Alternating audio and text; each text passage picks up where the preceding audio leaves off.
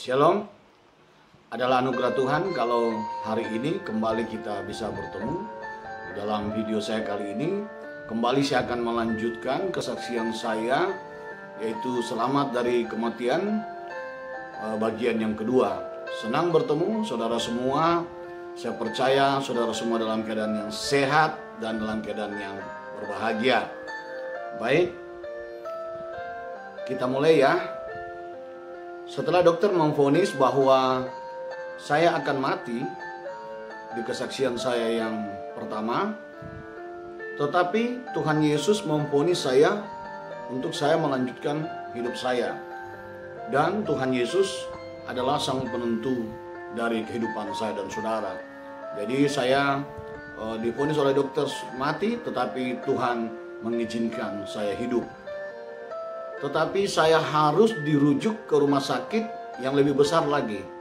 Jadi saat itu saya dibawa dari Sulawesi Tenggara menuju ke Sulawesi Selatan, yaitu di Makassar. Ini saya catat ya sambil saya baca supaya saya tidak salah untuk poin-poin yang Tuhan kasih ya. Dan dengan susah payah akhirnya kami tiba di rumah sakit Makassar. Nah saat itu mama saya setiba di rumah sakit Makassar, dia tersenyum dengan saya. Mama saya berkata seperti ini, mama saya menguatkan saya bahwa pasti di Makassar ini peralatannya lebih baik, lebih canggih peralatannya, dokter-dokternya lebih hebat, jadi kamu pasti akan sembuh di tempat ini. Mama saya berkata seperti itu. Tetapi setiba di rumah sakit tersebut, dokter yang memeriksa saya dan melihat kondisi keadaan saya saat itu, ya sebagai manusia biasa, dokter itu kaget. Dokter itu terkejut melihat keadaan saya. Dan tanpa sadar dokter itu berkata bahwa seluruh tubuhnya sudah infeksi. Jadi sudah terlambat untuk diobati dan mustahil lagi untuk dia hidup. Wah, waktu mendengar perkataan dokter itu, saya syok.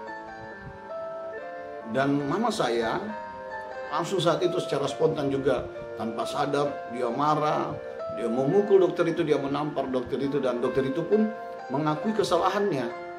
Nah, dokter itu hanya mengatakan bahwa karena dia kaget melihat keadaan saya.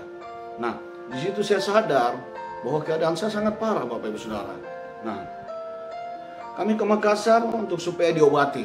Malah kami dapat vonis mati yang kedua dari dokter. Jadi ini kedua kalinya saya divonis oleh dokter bahwa saya tidak bisa lagi sembuh.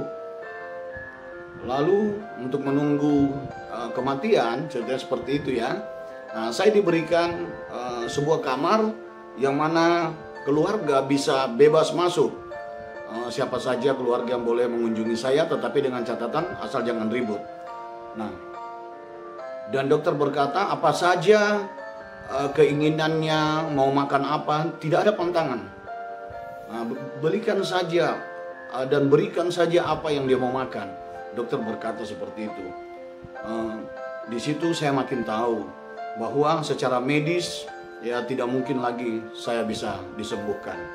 2 hari kemudian kenyataan apa yang dokter katakan sudah mulai akan menuju kepada kenyataan, karena 2 hari kemudian keadaan saya makin memburuk. Dari pori-pori tubuh saya itu keluar nanah dan berbau sangat busuk. Nah, saya demam tinggi, tetapi walaupun dalam keadaan begitu, dalam hati saya selalu saya kuatkan hati saya bahwa saya pasti bisa sembuh, saya pasti Tuhan mau tolong saya. Nah, di situ saya percaya bahwa Tuhan Yesus itu sangat baik. Tuhan Yesus itu mau mengampuni semua dosa-dosa saya dan mau menyembuhkan saya. Itu keyakinan dalam diri saya saat itu yang saya tanamkan. Dan seminggu kemudian ada dokter yang berasal dari Palu, katanya dari Palu datang, itu memeriksa keadaan saya. Dan di situ dia melihat keinginan saya yang besar untuk hidup. Di situ dokter itu berkata, saya akan coba bantu kamu. Kuatkan hatimu, saya akan bantu kamu. Kami akan bentuk tim untuk mencoba mengobati kamu. Dan di situ saya sangat gembira sekali. Dan dibentuklah tim, yaitu 7 dokter ahli Saya menjalani operasi kurang lebih 23 kali operasi besar, dan operasi kecil ya saya tidak bisa sebutkan berapa kali, saya lupa ya. Dan di situ tubuh saya mulai dilubangi. Dan pada saat tubuh saya akan dilubangi itu, dokter biasanya memberikan saya handuk. Untuk apa? Untuk saya gigit. Karena pada saat proses tubuh saya dilubangi itu sangat sakit, Bapak Saudara. Dan handuk itu sobek. Kenapa tubuh saya harus dilubangi? Supaya nanah itu tidak tertinggal di dalam tubuh saya. Nah, dan yang kedua adalah dubur saya juga rusak. Sehingga BAB saya harus dipindahkan ke perut. Jadi usus saya, perut itu dioperasi dan usus dikeluarkan dari perut, dan dubur itu ditutup pada saat itu supaya jangan keluar kotoran dari situ dan infeksinya bisa sembuh. Jadi saya BAB itu dari perut, Bapak Ibu Saudara. Dan saat itu kaki saya juga lumpuh. Ya, lengkaplah sudah penderitaan, di mana sudah divonis mati yang kedua kali, infeksi seluruh tubuh, perut juga sudah dilubangi, dan di situ juga saya lumpuh. Nah, dan ada satu kabar lagi pada saat itu. Tiba-tiba dokter berkata bahwa harus operasi usus. Karena apa? Ada beberapa senti usus yang harus dipotong, yang diduga rusak akibat miras. Jadi saudara semua yang masih aktif miras, ya mulai kita bertobat sama-sama. Dan keadaan saya saat itu sungguh mengerikan. Dan mungkin karena keadaan saya memburuk dan tidak ada harapan hidup lagi pada saat itu, tiba-tiba entah saya sangat rindu sama Tuhan. Saat itu saya sangat merindukan Tuhan. Nah, di situ saya ingat waktu saya masih kecil, saya bergereja dengan adik saya. Kamilah yang duduk paling depan. Dan disitulah kami bernyanyi dengan keras. Walaupun suara kami ya kurang bagus, tetapi di situ kami senang memuji Tuhan. Itu saya teringat masa-masa kecil saat itu. Dan di situ saya sangat merindukan Tuhan. Saya ingin kembali seperti masa kecil itu.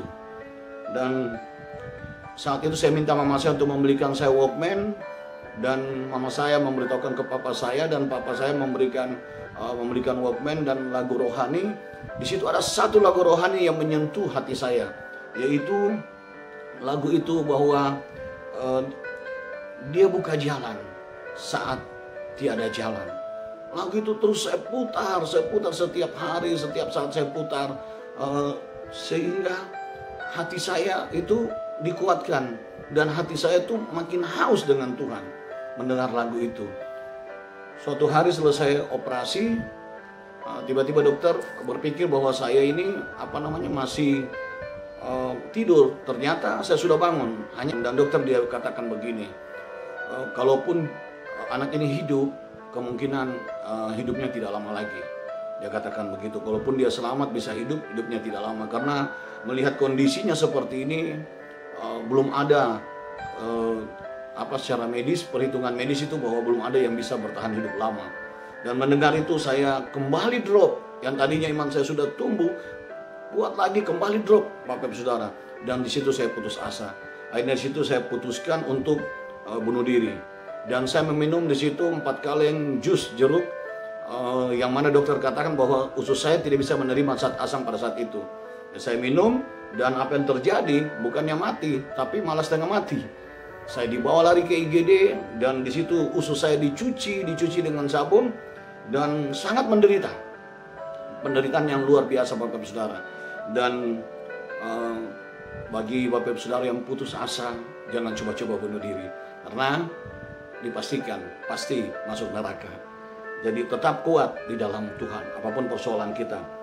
Tetapi melewati masa krisis itu, setelah saya dicuci usus saya, ya puji Tuhan, beberapa minggu kemudian Tuhan melakukan mujizat, yaitu nanah di tubuh saya itu sudah tidak keluar lagi.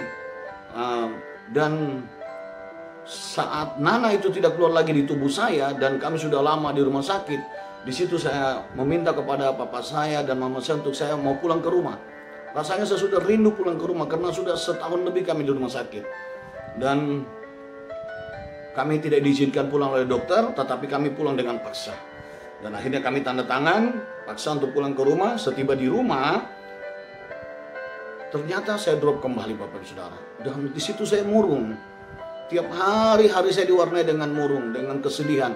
Dan saya tidak mau dengar lagi lagu rohani. Yang tadi yang saya suka lagunya, saya tidak mau dengar lagi itu. Kembali saya berputus asa. Kenapa? Karena saya tiap hari hanya duduk di kursi roda. Mau kemanapun, mau melakukan apapun, saya harus digendong, saya harus diantar oleh orang lain, diangkat. Sehingga saya merasa saya hanya menjadi beban bagi orang lain. Nah, di situ membuat saya kembali putus asa. Tapi suatu hari adik saya tiba-tiba menawarkan saya makanan karena dia mau masak katanya. Kok mau makan tidak? Saya tidak jawab dia. Di situ saya melihat dia masak karena jaraknya tidak terlalu jauh dengan saya, tapi ya lumayan jauh ya, tapi tidak terlalu jauh. Saya masih bisa melihat bahwa dia masak. Dan sementara dia masak, tiba-tiba di sekeliling saya melihat ada api.